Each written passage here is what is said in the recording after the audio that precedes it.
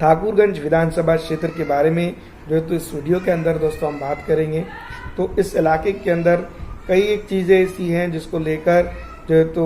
हम बात कर सकते हैं, विकास कोई मुद्दे के ऊपर, या फिर जो है तो अलग अलग चीज़ें हैं, अलग अलग जो है तो वजूहात जो बनकर उभर कर सामने आ रही हैं, उसके ऊपर जो है तो हमें बात करने की ज़रूरत है। सबसे इम्पोर्टेंट बात यह है कि इस इलाके के अंदर जिस तरह से ठाकुरगंज के अंदर जनता की अपेक्षा के मुताबिक काम होना चाहिए था, वैसा नहीं हुआ। असदुद्दीन अवैसी साहब ने भी उस वक्त यही सोचा होगा कि इस इलाके के अंदर जो है तो कुछ ना कुछ बढ़िया बदलाव होंगे, लेकिन ऐसा नहीं हो पाया। और इस इलाके की राजनीति जिस तरह से अछूती थी, वो अछूती ही बनकर रही, क्योंकि हम और आप जानते हैं कि पिछले कई दशकों से जो है तो इस इलाके के अंदर उस तरह का विकास नहीं हुआ है, और विकास को जो लेकर आना चाह रहा था उसको भी जो है तो रोका गया है किसी न किसी तरीके से। जो तो यहाँ पर जो है तो पॉलिटिकल एजेंडा बनाकर या पॉलिटिकल एजेंट बनाकर जो है तो उसको रोक दिया गया है। तो यहाँ पर हम ये भी कह सकते हैं कि इस इलाके के अंदर जो डेवलपमेंट की बात करने वाला था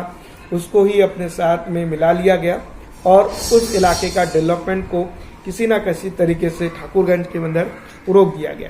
तो यहाँ पर अगर हम बात करें तो कई चीज़ें हैं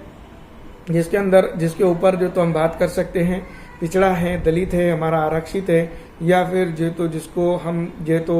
जनता जो समझ रही है,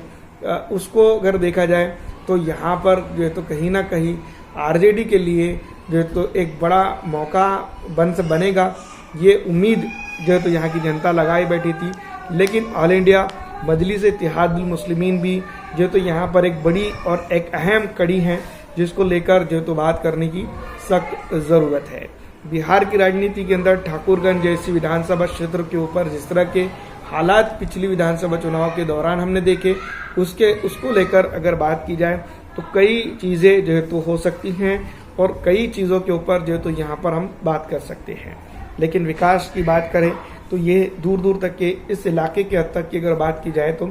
नज़र नहीं आता है। तो ऐसे हालात में क्या हो सकता है, किस तरह की राजनीति बनेगी, ये देखना होगा, और इसको तय जनता करेगी।